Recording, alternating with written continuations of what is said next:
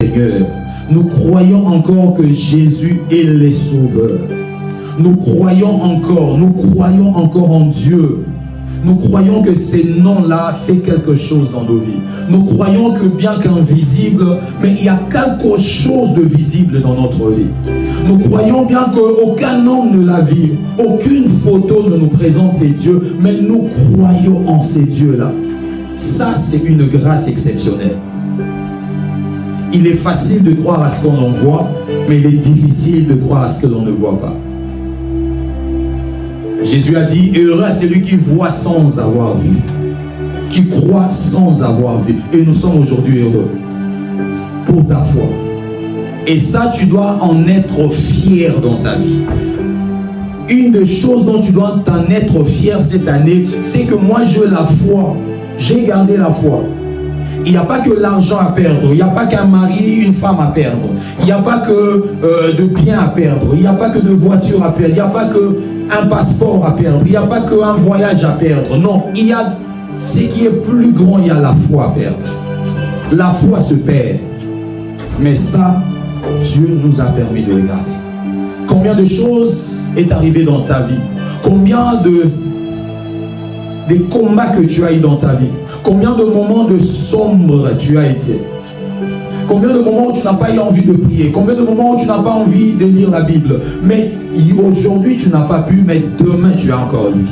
Tu as fait 3 semaines sans lire, mais la quatrième semaine tu as recommencé à lire la parole de Dieu. Tu as fait 2-3 jours sans prier, mais 4e jour tu as recommencé à prier. Ça, c'est une grâce exceptionnelle de la part de Dieu. Et pour ça, nous rendons grâce à Dieu. Mais 3e de choses que je rends grâce à Dieu pour toi et pour moi, c'est d'avoir de frères et des sœurs en Christ. Quelqu'un peut dire Amen. Amen. Oh, ça vous n'aimez pas. D'avoir de frères et des sœurs en Christ. La Bible dit, il est doux et agréable. Tu veux me donner des choses qui est doux et agréable? 2 choses que tu connais qui est doux et agréable. Ne me donne pas des histoires, hein. Doux et agréable. Oh. À manger, tout ça, doux et agréable. Ne me dis pas le fumbo. La crème glacée. Voilà, par exemple, la crème glacée. Quand il fait chaud, tu vois, quand il fait chaud là, qu'on mange la crème glacée, vous savez comment c'est doux et agréable? Non seulement doux, mais agréable. Doux par rapport à son goût et agréable par rapport au temps. Tellement il fait chaud quand on prend quelque chose de froid, c'est tellement agréable. Il y a le miel qui est doux et agréable. Le miel. Doux et agréable. Quelqu'un a déjà mangé du miel? Quand tu mets ça seulement la langue, ça te signale directement sa douceur et comment c'est agréable. Et la Bible dit, c'est de ça, cette considération-là, la Bible prend pour parler de quand nous restons ensemble comme ça.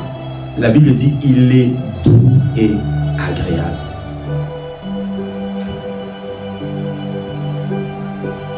Donc tu as de frères et de sœurs en Christ. Ceux qui t'aimeront dans le compte de Christ. Ceux qui t'aimeront dans l'amour de Christ. Ceux qui ne regarderont pas, il n'est pas de ma famille, nous sommes de famille élargie. Non, non, non. Celui-là, vous êtes de famille restreinte. En Christ, il n'y a pas de famille élargie. Amen. Nous sommes tous enfants de Dieu. Ceux qui naissent aujourd'hui, ceux qui sont nés il y a 20 ans, c'est des autres églises. Mais étant en Christ, nous sommes de frères et sœurs. Et ça, c'est une grande bénédiction. Et pour ces 3 choses, je rends grâce à Dieu pour toi. Amen. Amen. Nous bénissons le Seigneur pour sa parole qu'il nous a donnée pendant notre réveillon. Il était question pour Dieu de fixer, d'insister que la joie de traverser soit accompagnée de la joie de posséder, mais aussi de vivre. Pourquoi? Parce que quand Israël ont quitté l'Égypte et traversé la mer Rouge, il y a de ceux-là qui n'ont pas possédé des terres que Josué devait donner au peuple, chaque tribu. Il y a d'autres qui n'ont pas pu posséder ou bien posséder, mais il y a d'autres qui n'ont même pas vécu. C'est-à-dire ils sont morts dans le désert. Par la désobéissance, ils sont morts. Par l'incrédulité, ils sont morts. Et la parole du 31, c'est la parole de l'année du côté de Dieu. Du côté, c'est-à-dire de pour notre bien. Quand on vient à l'église, on ne vient pas seulement pour que Dieu nous parle de nous. La parole de Dieu ne doit pas seulement parler de nous, de ce que Dieu doit faire pour nous. La parole de Dieu doit parler de ce que nous aussi nous devons faire pour Dieu. C'est ça la Bible. La Bible parle de choses que Dieu fait pour nous, mais que nous aussi nous faisons pour Dieu. C'est une relation. Dans une relation, c'est réciproque. Les actions doivent être réciproques. C'est-à-dire, je le fais pour toi, tu le fais pour moi.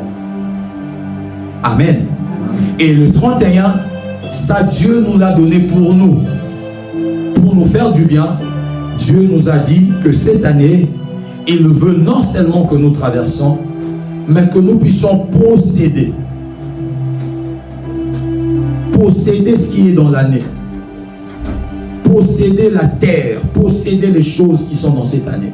Posséder de grâce, mais aussi en possédant que ces choses-là nous fassent vivre. Dieu ne veut pas que tu possèdes une chose qui va te tuer demain. Amen.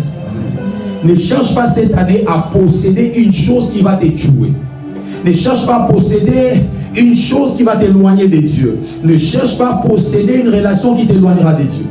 Ne cherche pas à posséder de biens, de travail, beaucoup d'autres choses qui t'éloignera de Dieu. Tout ce qui t'éloigne de Dieu est directement mauvais. Tout. Quand je dis tout, c'est tout. Même une église qui s'éloigne de Dieu, c'est une fausse église. Une parole qui t'éloigne de Dieu, c'est une fausse parole. Une relation qui t'éloigne de Dieu, c'est une mauvaise relation. Parce que dans le plan de Dieu, tout ce que Dieu nous donne, retenez ceci, tout ce que Dieu nous donne, Dieu les réconcilie avec lui. C'est-à-dire, si Dieu te donne quelque chose, il fera en sorte que la chose qu'il t'a donnée puisse te permettre à demeurer avec lui. Mais si Dieu, tu as quelque chose qui te éloigne de Dieu, soit cette chose ne vient pas de Dieu, soit toi-même tu t'es rebellé. Et ça a été la parole de Dieu pour nous. Mais aujourd'hui, on va introduire la parole, on dira la parole de l'année, mais pour Dieu maintenant. Nous, vis-à-vis de Dieu. Amen. Vous savez, aujourd'hui, nous sommes dans un monde où il y a d'autres choses dont, comme la Bible le dit, la nature nous enseigne. On n'a pas besoin de beaucoup parler pour voir que ces choses sont déjà là et que l'on peut les observer. Aujourd'hui, nous vivons une chose, ou je peux dire une chose, ou je peux dire un phénomène, mais ces phénomènes-là, ne pas physiques, ces phénomènes-là, c'est un phénomène spirituel. Ça existe dans le monde spirituel.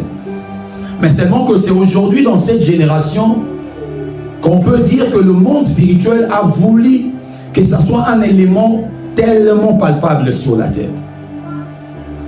Et à chaque instant que vous verrez une chose palpable qui agit, qui fait avancer le monde de ténèbres, vous devez savoir aussi que cet élément-là, il y en a aussi dans le monde spirituel de lumière qui normalement doit faire évoluer le royaume de Dieu.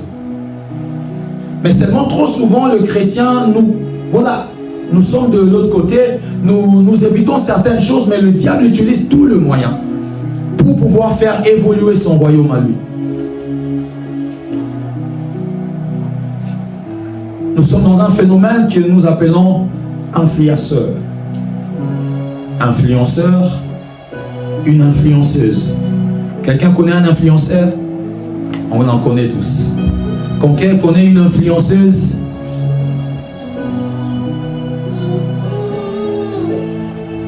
Et il y a des gens où ici, on ne dort pas sans pour autant écouter un influenceur. On ne dort pas sans pour autant écouter une influenceuse. C'est-à-dire, le répertoire de notre YouTube est rempli d'influenceurs. Le répertoire de notre TikTok ou de je ne sais pas quoi est rempli d'influenceurs et des influenceuses.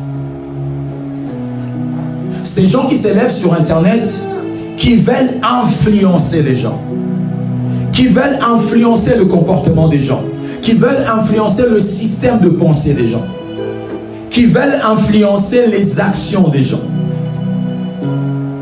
C'est-à-dire ce qu'ils vous disent, même s'il ne te dit pas fais ça, si tu continues à le suivre, tu te rendras compte que tu vas commencer à l'écouter et à croire et à faire.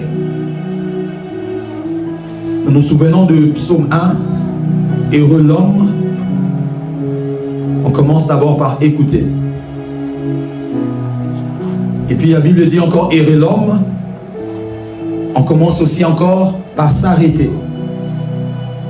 Et la Bible dit heureux l'homme, là c'est le final, s'assoit.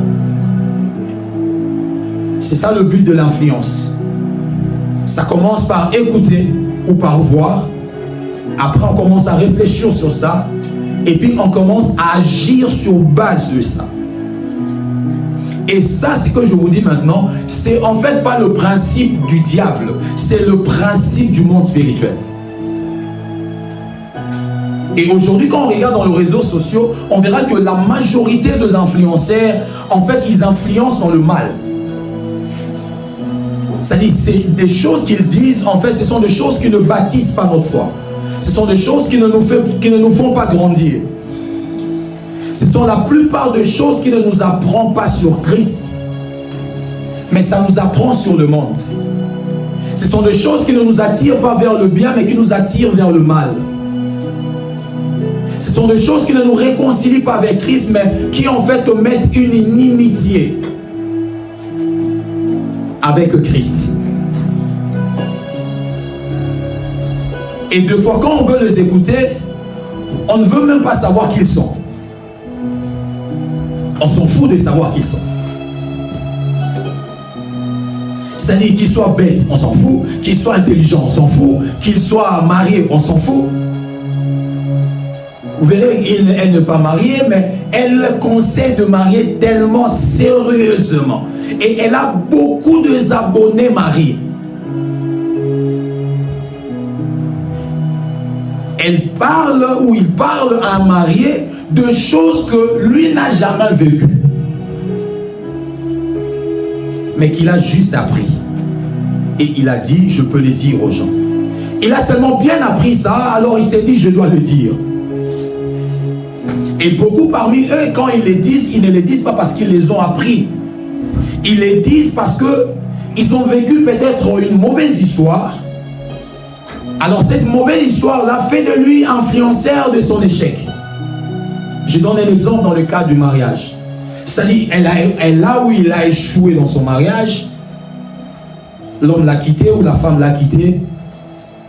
Alors lui s'est dit il avait raison et il prend ça, il devient influenceur de femmes, défenseuse de femmes ou défenseur des hommes. Il ne le dit pas parce qu'il est inspiré. Il le dit parce qu'il y a quelque chose dans son cœur que lui a vécu. C'était son vécu. Il pouvait arranger et rester là-bas sans être influenceur, mais il s'est décidé de venir sur les réseaux sociaux et il devient influenceur. Et il est là, ça fait 10 ans. Et combien de personnes il a influencé? Combien de personnes aujourd'hui agissent dans le mariage sur base de ces enseignements? Combien d'aujourd'hui agissent dans le ministère sur base de ces enseignements? Vous savez, moi, quand il s'agit même de regarder dans le sens du ministère, et je regarde quelqu'un aux 4 choses pour réussir dans le ministère, ou pour expérimenter les dons spirituels, ou tout ça. Ok, je laisse d'abord, je regarde qui va parler. Je te regarde d'abord, je quitte.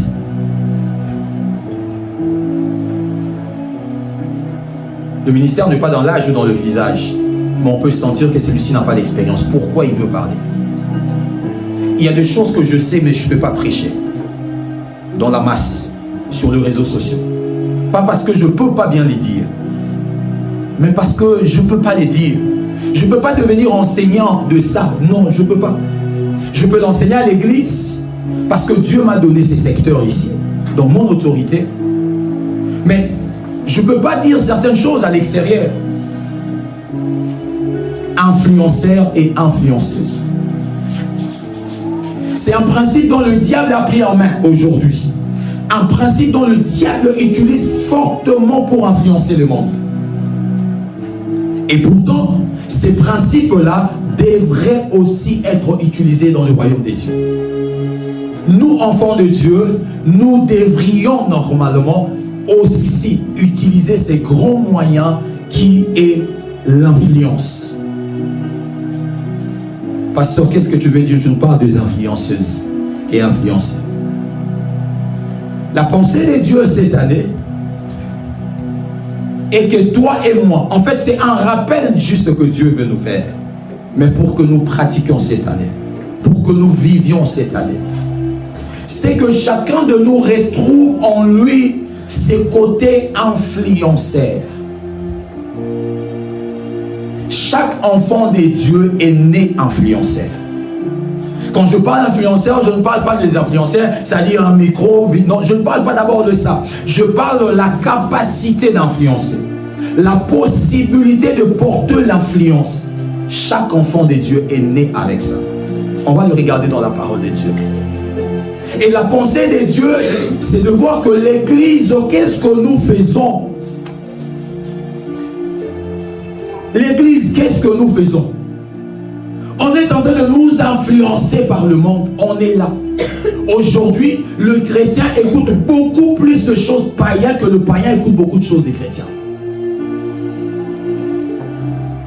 Si seulement l'Internet pouvait nous mettre dans de petites notices ou signaler que, par exemple, une vidéo, il dit que ça c'est pour le païen. Ou un texte qui a été placé sur Facebook, Facebook signale que ça c'est pour le païen. Le chrétien, peut-être on allait avoir des scouts. Parce que le chrétien, on regarde beaucoup de choses de païens. Le chrétien, on écoute beaucoup de choses de païens. On est connecté beaucoup plus à des choses païennes que les païens sont connectés à nous. Le païen, il s'en fout, hein? Il ne va pas regarder l'église, hein, le culte. Il ne va pas regarder vos cultes de dimanche. Afin d'en regarder le dimanche, c'est vrai, je vais regarder les cultes en ligne. Impossible. Il va refuser, il ne regarde pas. Certains, je parle de païens, je ne parle pas de chrétiens rétrogradés. Je ne parle pas de chrétiens charnels, je parle de païens. Parce qu'on parle de l'extrémité, païens et chrétiens. Il ne regarde pas.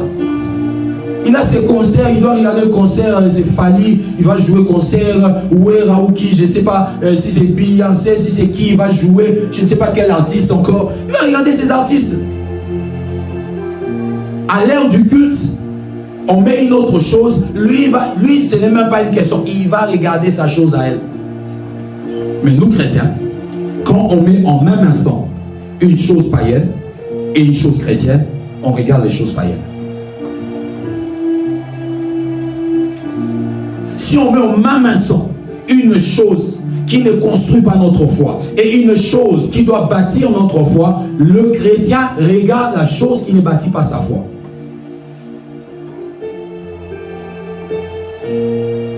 Ces jours-là, il y avait le match de Simba, c'est Simba, notre équipe nationale. Léopard. C'est le deuxième match, je crois, ou le premier ou le deuxième, je ne sais pas. C'était presque au même temps de la prière, je crois. Peut-être le même temps de la prière. Alors, je ne regarde pas le match, je ne suis pas fan, je ne suis pas vraiment, je ne suis pas là-bas. Le match, moi, je ne suis pas là-bas. Mais au moins, je me dis toujours, le match de Simba, le Léopard, je le regarde souvent. Si j'ai le temps, je peux regarder, mais j'évite les émotions. Mais je me disais, si je regarde, je serai totalement distrait. Et la prière de 17h, bon, ça se passera comment? Et je ne vais pas regarder. Je ne vais pas regarder. C'est à la fin que j'avais regardé si c'était 1-1, quelque chose de comme ça. 1-1. Voilà. Donc c'était quelque chose comme ça. Je ne vous parle pas ça pour vous montrer ma spiritualité. Ça n'a rien de spirituel, ça. C'est juste faire la part des choses. Là où nous, on ne te voit pas, là où vous ne me voyez pas, le démon me voit. Le démon vous voit. Comment vous abandonnez les choses de Dieu pour prendre les choses du monde? Et ça, ils sont contents. Ils se disent, c'est pas la peine, ils sont de notre côté. Je parlais de l'influence. La pensée de Dieu cette année, c'est que, comme je l'ai dit, que nous soyons une église influente, de chrétiens influenceurs. Pendant tout au long de l'année, nous allons apprendre avec Dieu qu'est-ce que Dieu veut nous dire en nous disant ça. Mais déjà, nous devons savoir que ce n'est pas un nouveau message. C'est quelque chose, comme je l'ai dit, est en nous. Nous sommes nés dans ça. On va prendre Matthieu chapitre 16. On va lire le verset 13 au verset 20. Je serai aujourd'hui juste vers l'introduction. Et on ne pourra plus prendre beaucoup de temps. Alors nous supplions aussi à l'église de venir à temps déjà, cette année 2026, parce que notre salle ne nous permet plus de déborder les temps. Nous allons commencer à finir le culte avant, prendre le temps de tourner et libérer la salle pour d'autres personnes qui doivent être là. Je lisais Matthieu chapitre 16, le verset 13 au verset 20. Matthieu 16, le verset 13 au verset 20. J'ai lu au nom du Seigneur Jésus-Christ. Jésus étant arrivé dans le territoire de Césarée de Philippe, demanda à ses disciples, qui suis-je? Au dire des hommes, moi le Fils de l'homme. Il répondit, les uns disent que tu es Jean-Baptiste, les autres Élie, les autres Jérémie ou l'un de prophètes. Et vous, leur dit-il, qui dites-vous que je suis? Simon-Pierre répondit, tu es le Christ, le Fils du Dieu vivant. Jésus reprenant la parole lui dit, tu es heureux, Simon, fils de Jonas, car ce ne sont pas la chair et le sang qui t'ont révélé cela, mais c'est mon Père qui est dans le cieux. Et moi, je t'ai dit que tu es Pierre, et sur ces rocs, ou sur cette pierre, je bâtirai mon église, et que le porte du séjour de mort ne prévaudront point contre elle. Amen. Et moi j'ai dit, tu es Pierre, sur ces rocs, je bâtirai mon église, et le porte du séjour de mort ne prévaudront point. Ce qui me préoccupe ici, en fait, c'est pas l'histoire du texte, mais c'est juste le mot église. C'est ce que tu es. On dit que je suis église, corps de Christ, habitation de l'Esprit Saint. On dit que nous sommes église, assemblée de saints. On dit que toutes les églises, nous sommes églises aussi, corps du Christ universel.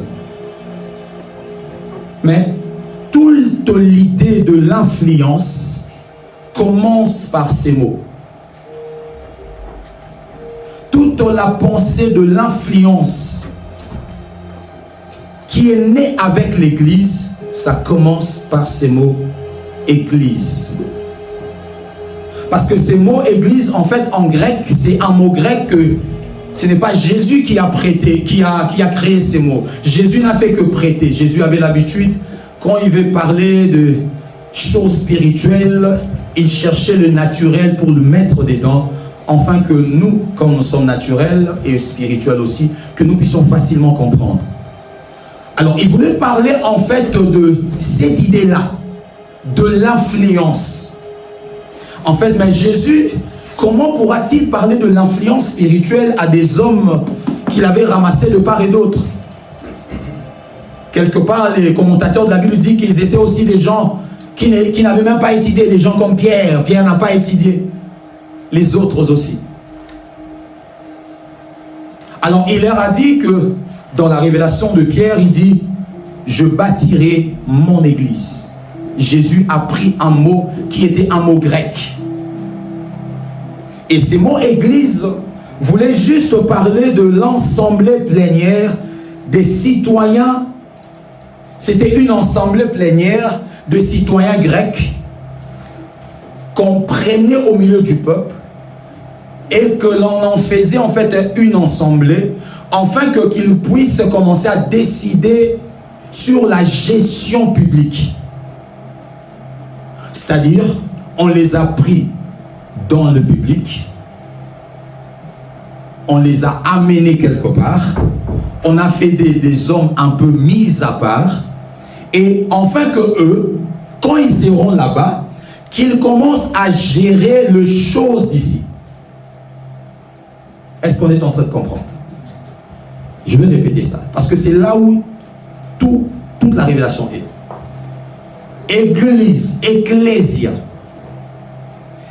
Il y avait la masse des gens ici. Ecclésia, c'est quoi? On a pris quelques personnes ici dans la masse, on les a amenés ici. On les a appris quelque chose et on les a donné la capacité de gérer les histoires d'ici. C'est-à-dire, la raison pour laquelle on les a amenés ici, c'est pour qu'ils viennent en fait ici influencer leur vie. Je vais donner l'exemple pour nous, les gens qu'on appelle le député, tout ça. Je ne sais pas dans d'autres pays si on les appelle comment. Le député, le sénateur. En fait, ce sont des hommes normaux. Ils ont étudié, ils ont tout seulement, ils ont postulé. Là maintenant, dans le monde, et ils ont postulé. Mais ici, dans l'église, ecclésia, personne n'a postulé. Dieu lui-même les a pris. Dans le cas de l'ecclésia grecque, oui, on les a pris par l'État. C'est-à-dire, c'est comme nos députés, ils étaient au milieu du peuple, ils sont de peuple. Hier, peut-être, il était quelqu'un de normal, mais demain, après le résultat, il devient député. Et on l'amène à l'Assemblée nationale, on appelle ça, ou provinciale. Et qu'est-ce qu'ils font là-bas? Ils ne parlent pas d'eux là-bas. Là-bas, il est question de parler de problèmes d'ici. Ils ne parlent pas d'eux. C'est-à-dire, toute leur discussion, toute leur recherche, le temps qu'ils passent là-bas, c'est juste pour le problème, résoudre le problème d'ici. C'est ça, Ecclésia. Et c'est ça, Église. C'est-à-dire, l'Église, elle ne vit pas pour elle-même. L'Église ne s'engage pas pour son problème. L'Église s'engage pour le problème du monde, là où on l'avait pris. C'est-à-dire, après avoir été appelé, on doit être en mesure d'influencer la vie de ces gens. Voilà pourquoi le député et les sénateurs, tout ce qu'ils font, c'est pour influencer la vie des gens. C'est-à-dire comment ils vont manger, comment ils auront de l'eau potable, comment leurs enfants auront des écoles, comment il faut mettre de loi à telle loi pour leurs privilégiés. Toutes ces choses-là, ce n'est pas pour leurs intérêts, mais c'est pour l'intérêt du peuple. Et ici, dans le cadre de l'église spirituelle, le peuple, c'est ceux qui sont dans le monde. Ce n'est pas ton autre frère chrétien, non, c'est celui qui est dans le monde. Là où on nous avait pris. Alors Jésus, quand il parle, il dit, je bâtirai mon ecclésia. Alors l'église de Jésus, c'est qui? L'église de Jésus, de la même façon que je l'ai expliqué, nous, église de Jésus, nous ne sommes que des gens que Dieu a pris dans le monde. On a répondu à l'appel de Dieu. Dieu nous a pris du monde. Église veut dire tirer hors d'eux. C'est-à-dire, on t'a pris ici, on t'amène loin de cet endroit. Pas pour t'éloigner définitivement. On t'éloigne pour que tu sois capable, en revenant ici, de pouvoir gérer les problèmes d'ici. On te donne une identité ici pour que tu sois capable d'influencer le problème d'ici. Quand un député, chez nous par exemple, revient dans le quartier où il a été élu, vous verrez les gens le suivent, il y a des militaires, il peut parler. Quand quelqu'un fait quelque chose qui n'est pas bien, il peut lui dire quelque chose, il peut l'ordonner. Pourquoi tu fais ça? Est-ce qu'ici on peut faire ces gens? Allez, ramasse toutes les soirs, quitte ici. Si tu refuses, le policier viendra te prendre. Pourquoi? Il a été pris ici, mais il n'est plus la même personne. C'est ça la nouvelle naissance. Église, nous sommes nés de nouveau. Dieu nous a appelés dans le monde. Il a fait de nous de chrétiens, ses enfants. Il a fait de nous ce que nous appelons ecclésia, église que nous sommes aujourd'hui ici. Mais pourquoi il a fait de nous église? Il a fait de nous église parce que notre rôle majeur de l'église, c'est d'influencer le monde. Le monde. L'église a été appelée pour le monde. À chaque instant que je pense à ça, je me dis, combien de fois Dieu au ciel tu regrettes en nous regardant en tant qu'église? Si c'est que je prêche la vérité, je vous laisse en juger. Parce que moi, je sais que c'est la vérité. Mais combien de fois, en regardant nos églises, pas celles que celle-ci, combien de fois Dieu, en regardant l'église et le rôle que l'église joue, Dieu se demande, mais ce n'est pas ton rôle. Aujourd'hui, nous, églises, nous sommes concentrés sur nous. Et aujourd'hui, ces types de députés, on les insulte chez nos pays. Pourquoi? Parce que vous êtes allés à l'Assemblée nationale, vous parlez de vos jeeps, vous parlez de vos maisons, vous parlez de vos frais de mission. C'est ce que les chrétiens nous faisons aussi. Quand nous venons dans la prière, quand il y a 10 jours de prière, quand il y a 5 jours, 7 jours de jeûne, nous ne voulons qu'on mette seulement de thèmes qui reviennent à nous. J'aime toujours le dire, combien les hommes de Dieu de ces temps ont un challenge de plaire soit aux hommes et plaire soit à Dieu. Parce que dans la thème où tu mets, les gens ne prient pas. Ils disent ça, et ça sera trop fatigant. Ah, supposons mettez 10 jours, 15 jours de prière. Prions pour les âmes. Tu feras même 4 jours à prier. On dit on fera 10 jours de prière. Prions pour que la paix revienne. Prions pour que les familles se réunissent. Prions pour que les enfants soient obéissants à leur père, à leurs parents. Prions pour que le couple s'unisse et demeure. Ça, c'est le rôle de l'église. Parce que l'église, son rôle, c'est la gestion du monde. L'église ne gère pas l'église. L'église gère le monde. Et si le monde peut devenir puissant, c'est parce que ce qui doit le gérer ne gère pas.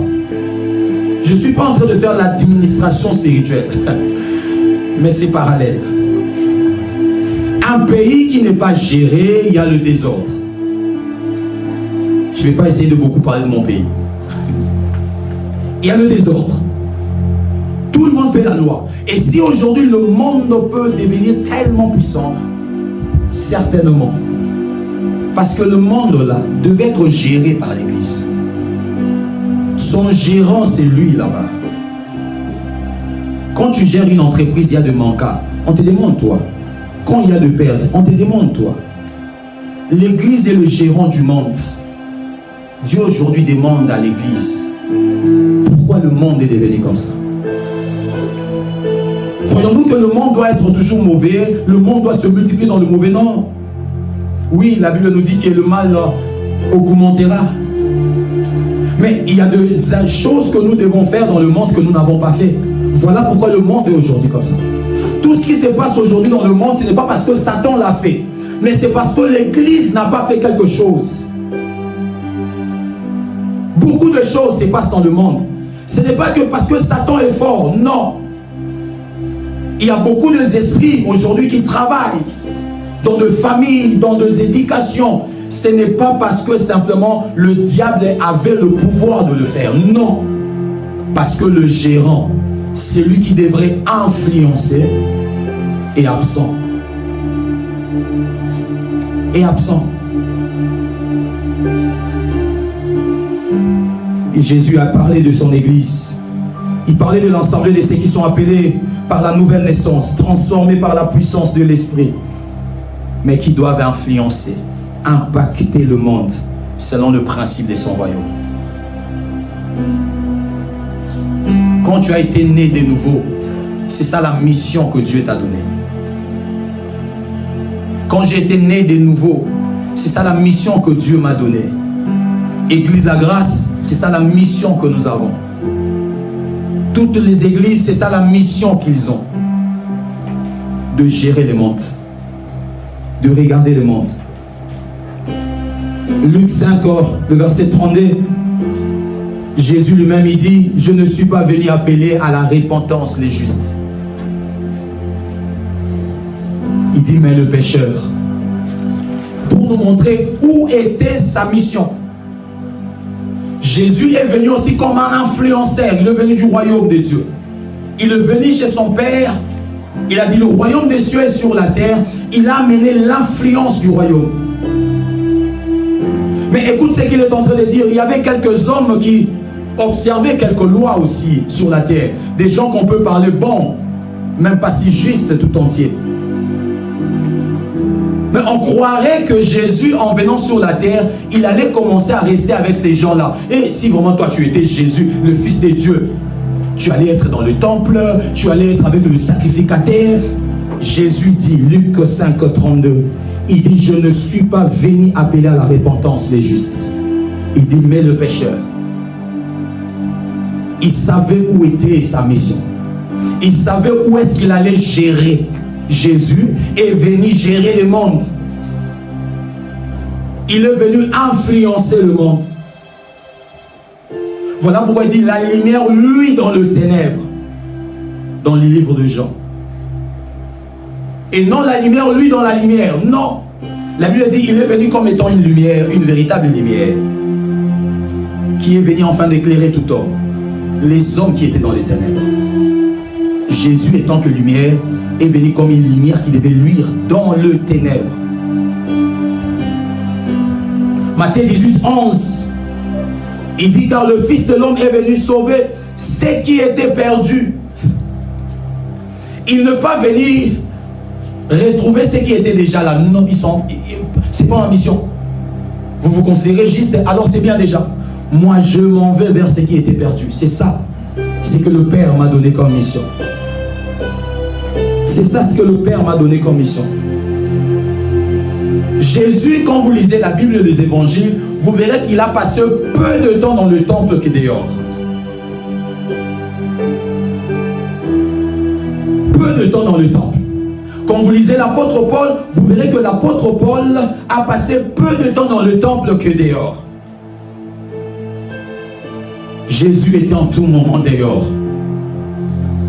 Il était en tout moment dehors. Il allait de ville en ville. Il y avait le temple de Jérusalem qui, vraiment, on peut dire que c'était son temple à lui. Il pouvait même chercher une grande chaise là-bas. Vous savez, les chaises que les hommes de Dieu nous mettons souvent là. Ouais, des grosses chaises. Il pouvait chercher ça, on le met ça à Jérusalem. Le temple de Jérusalem, il s'assoit Jésus, le Christ. Mais il savait que ce n'était pas sa place. Ce n'était pas sa mission. S'il était là, quel était son rôle? Non. Il devait aller dehors. Il était dehors. Voilà pourquoi il dit que le Fils de l'homme n'a pas un endroit où mettre sa tête. Et pourtant l'église, nous disons que c'est la maison de Dieu. Il pouvait dormir là-bas.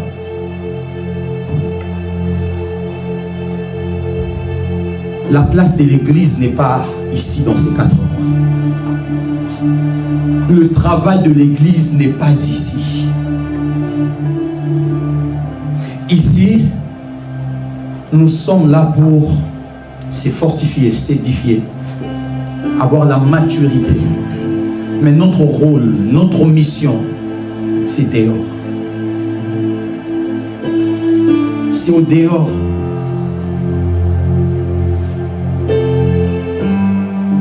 C'est au dehors. Et l'église doit influencer. Chaque chrétien, chaque chrétienne doit être un influenceur. On doit être influenceur du royaume. On doit se dire que je suis un influenceur. Je ne suis pas que chrétien, venir ouvrir ma Bible, écrire les prédications. Non. Non. Et attendre à ce que le Seigneur Jésus revienne. Non. Non. Le mal va se multiplier dans le monde.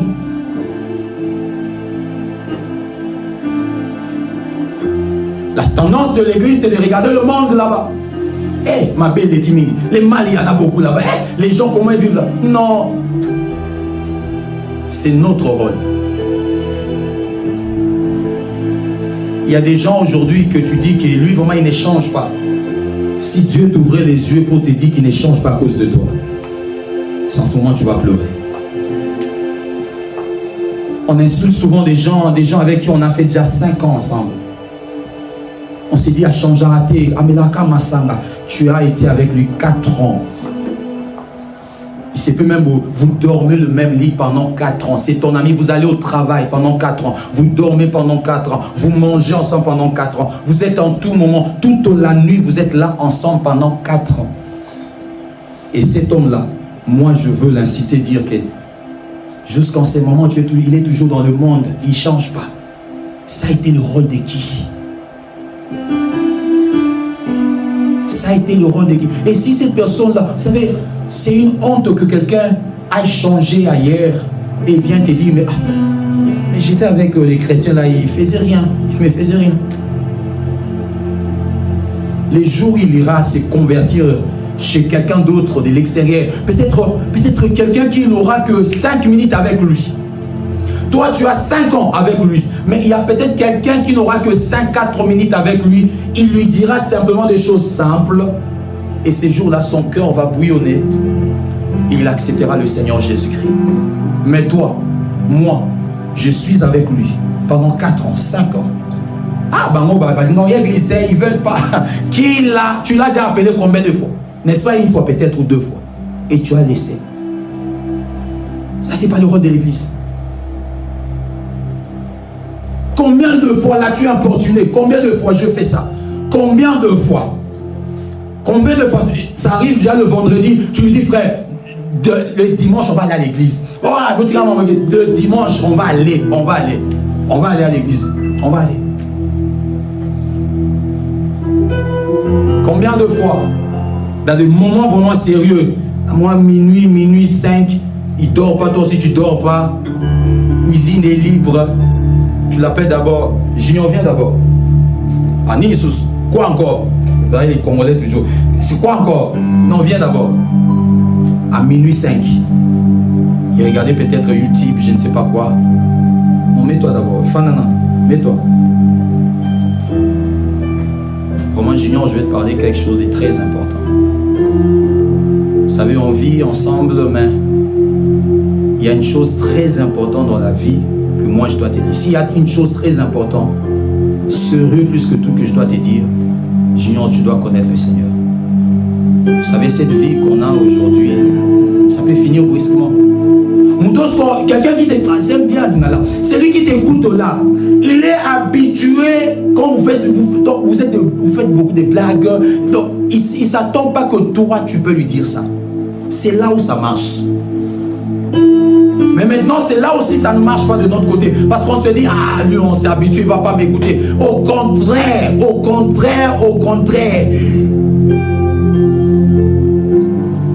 En lingala la Bible, c'est là il est sérieux. Ça dit, sois seulement sérieux avec lui. Et parle-lui. À la fin, ne lui pose pas des questions, ne le mène pas pour beaucoup. Dis seulement, ok, ça va. Je voulais simplement te parler ça parce que je t'aime beaucoup. On peut prier. Qui ne parle pas. Dis-lui, on va prier. Je vais vraiment qu'on prie seulement. Qu'on prie même 1 minute. Il va accepter. Il va accepter. Une prière de 1 minute, tu l'amènes à 30 minutes. Dans la prière, tu commences à le prêcher dans la prière. Ça dit, ta prière est une prédication. Tu commences à mettre des choses dans la prière qui, ce n'est pas envers Dieu que tu parles de ça. Non. En fait, tu es en train de lui parler lui. Et puis, ça m'idée. Tu pries à Dieu, mais tu mets beaucoup plus sa vie à l'intérieur de la prière. Et lui aussi va l'écouter. Bien-aimé, notre part est petite. C'est le Saint-Esprit qui fait tout. Mais cette petite part-là que nous ne faisons pas empêche le Saint-Esprit de faire la grande part. Église doit influencer les mondes. L'église. Et en regardant le mot ecclésia, église, comme nous venons de le regarder ici, nous voyons que l'influence est déjà dans le mot. Amen. C'est-à-dire, on n'a pas besoin de nous dire qu'église, c'est-à-dire, si seulement on t'appelle déjà église, on veut te dire que tu es un homme influent ou une personne influente. Le fait de dire église, enlevons d'abord la grâce. Ça, c'est une dénomination. Église, simplement. Ça veut directement nous dire que nous sommes de personnes influentes. Notre rôle, c'est de retourner dans le monde. Pas de retourner dans les habitudes du monde. C'est-à-dire rentrer si pour influencer, pour que nous allions là-bas agir. Le service que nous faisons à l'église, protocole, médias, jouer au synthé, la chorale, c'est bien. C'est bien. Mais ce n'est pas l'œuvre majeure. Ça, nous le faisons pour que notre culte avec Dieu se passe. Mais maintenant, l'œuvre pour Dieu et son royaume, nous le faisons dehors.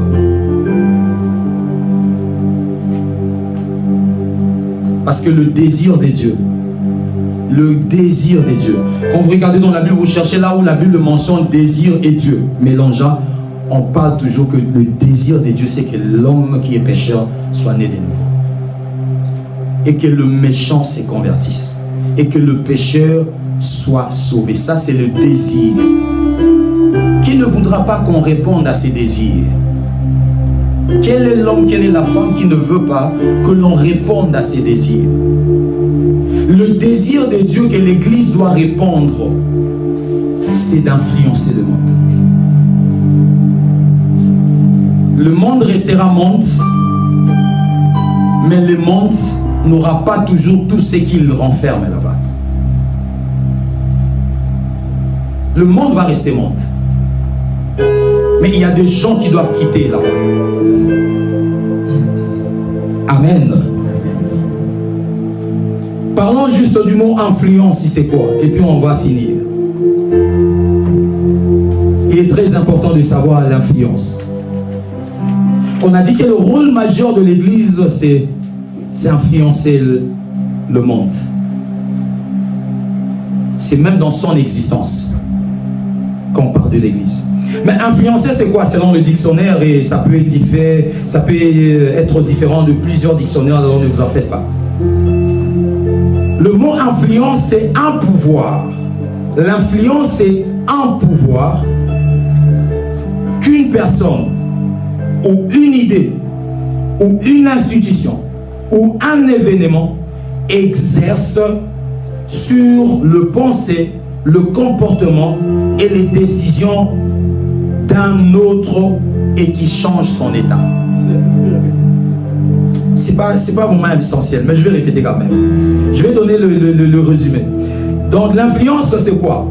C'est le pouvoir qu'une personne a, mais l'influence ne vient pas que d'une personne.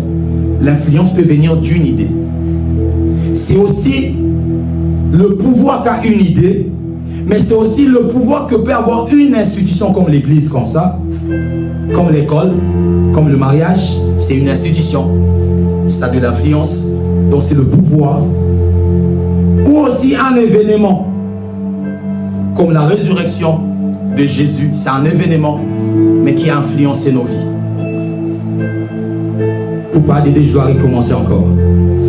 Influence, c'est le pouvoir qu'une personne, une idée, une institution ou un événement exerce sur le pensée, le comportement ou la décision d'une autre personne qui change son état.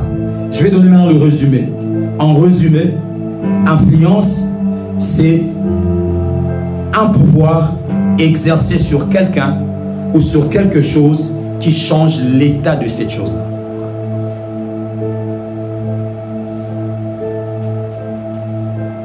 Amen. Qui est là-bas derrière? C'est Enoch. Tu peux éteindre toutes les lumières.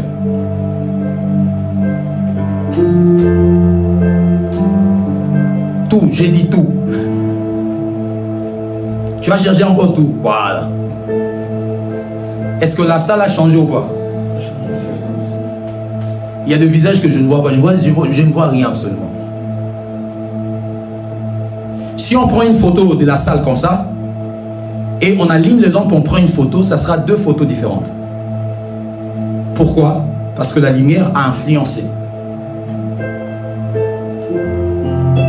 On ne dira pas que l'état normal, c'est quand la lampe a été allumée. Non, ça peut être l'état normal, c'est ça.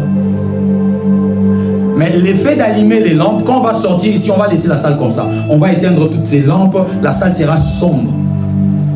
Mais en allumant les lampes, la lampe a exercé un pouvoir dans la salle et ça a influencé en fait la salle. Tu peux allumer mon frère. Merci. L'influence peut être même progressive. On peut voir. Il allume progressivement et progressivement on voit son influence. C'est un pouvoir. Le pouvoir que la lampe a, c'est d'influencer la salle. De faire en sorte que nos visages se voient clairs, que nos teints puissent se voir clairs. Amen. C'est ça l'influence. C'est-à-dire c'est un pouvoir exercé sur quelqu'un ou sur quelque chose et qui change son état. On va prendre Galates, un texte parfait pour l'influence. Galates 5, 7 à 8. L'Église a le pouvoir. Le pouvoir de changer l'état du monde. C'est ça l'influence. L'Église a le pouvoir de changer l'état du monde. Je disais Galates 5, 7 à 8. On peut nous donner ça? On nous a déjà donné.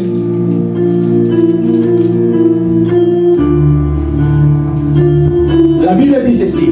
On doit bien écouter ces textes. La Bible dit, vous courriez bien. C'est excellent. Qui vous a arrêté? Vous courriez bien et s'arrêter, c'est 2 états différents. Courir, c'est un état. S'arrêter, c'est un état. Ici, le texte, c'est un constat d'un phénomène. C'est-à-dire quelqu'un qui courait et puis à un moment, il s'est arrêté. Pour vous empêcher d'obéir à la vérité. Le verset 8. C'est le seul endroit dans la Bible, si je ne me trompe pas, où on a écrit influence. C'est écrit une seule fois dans la Bible. C'est ici.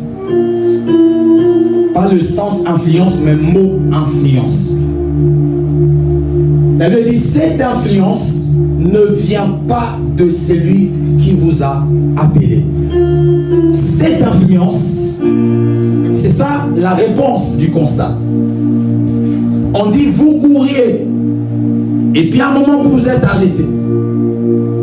Qu'est-ce qui a fait que celui-là s'arrête? Il y a eu influence. Il y a eu une influence a été exercée. Un pouvoir a été exercé dans la vie de celui qui courait, et puis après un moment, s'est retrouvé, il s'est arrêté. C'est ça l'influence.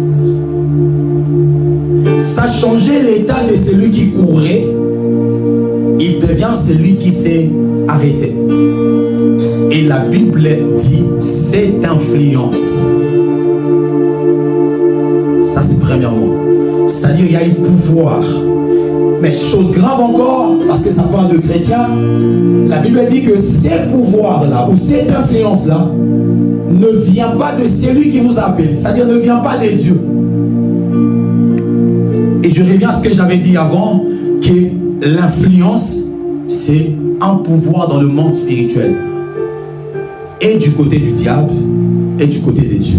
Parce que tout ce que le diable exerce comme pouvoir, puissance, je ne sais pas comment appeler ça, c'est des dieux. Tout ce que le diable fait, c'est-à-dire le pouvoir qu'a le diable, la puissance qu'a le diable, tout ce qu'il exerce avec ces gens de réseaux sociaux, tout ce qu'il exerce avec je ne sais pas quoi, la musique, tout ce qu'il exerce, en fait ça vient de Dieu. À la seule différence, lui il le fait pour un mal et Dieu le fait pour un bien.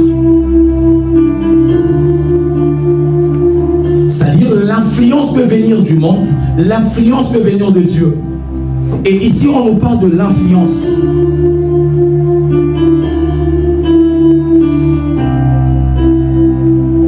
Vous courez, mais vous êtes arrêté. Qu'est-ce qui s'est passé? Ah, il y a quelque chose qui l'a influencé. Il y a quelque chose qui l'a influencé.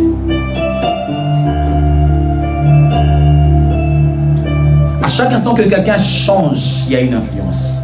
À chaque instant que quelqu'un bouge, change dans ses pensées, change dans son état, change dans son attitude, change dans ses paroles. Même s'il dit, hello, t'es. Moi, quand quelqu'un me dit, je dis, quoi? Oh, rien. Ah, ok, pas de problème. C'est une réponse qu'on a déjà mémorisée. En fait, il y a une influence.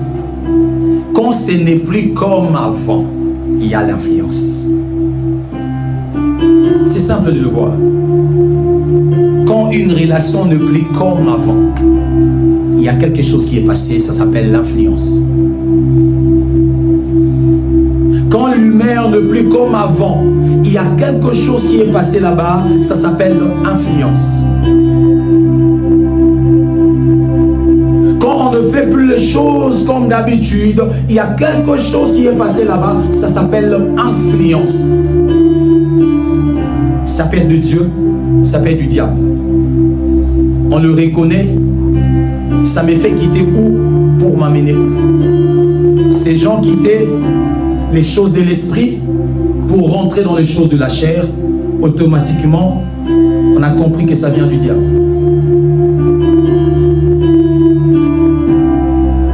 Adam et Ève ont été influencés dans les jardins d'Éden. Le premier péché a été dû par l'influence. Influencés par Satan, ils ont accepté de manger et ils ont mis le monde dans le chaos. La raison pour laquelle le monde est monde, cosmos, c'est parce qu'il y a eu influence. Nous sommes enfants de Dieu parce que Dieu nous a influencés. Nous sommes nés de nouveau parce que la parole de Dieu nous a influencés.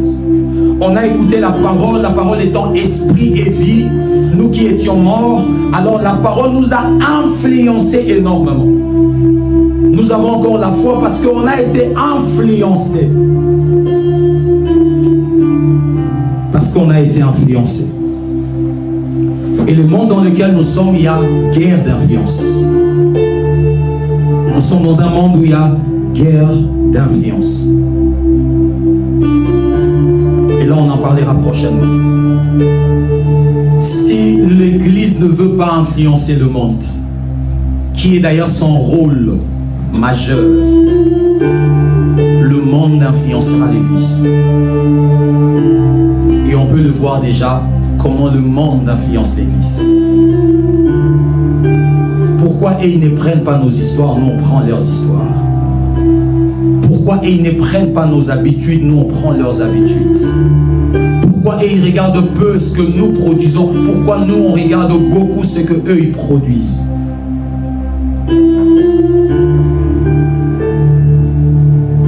Si l'Église refuse d'influencer le monde ne dira pas « Ok, vous ne nous influencez pas, alors nous on va grandir ici ». Non, il va trouver l'occasion pour venir là où vous êtes, pour vous influencer.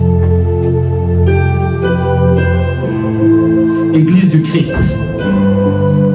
Ce message n'est pas pour l'Église la grâce. Ce message est le message de l'Église. L'Église que Christ a créée. L'Église partout il peut être dans le monde. Ça, c'est ce que toute l'Église doit faire. Et c'est que toutes les églises doivent être. Ça, c'est le message que tout chrétien doit être. Un influenceur du royaume. Influencer le monde. De toutes les manières dont Dieu nous apprendra tout au long de cette année. On va s'élever, on va clôturer, on va prier le Seigneur. Dieu.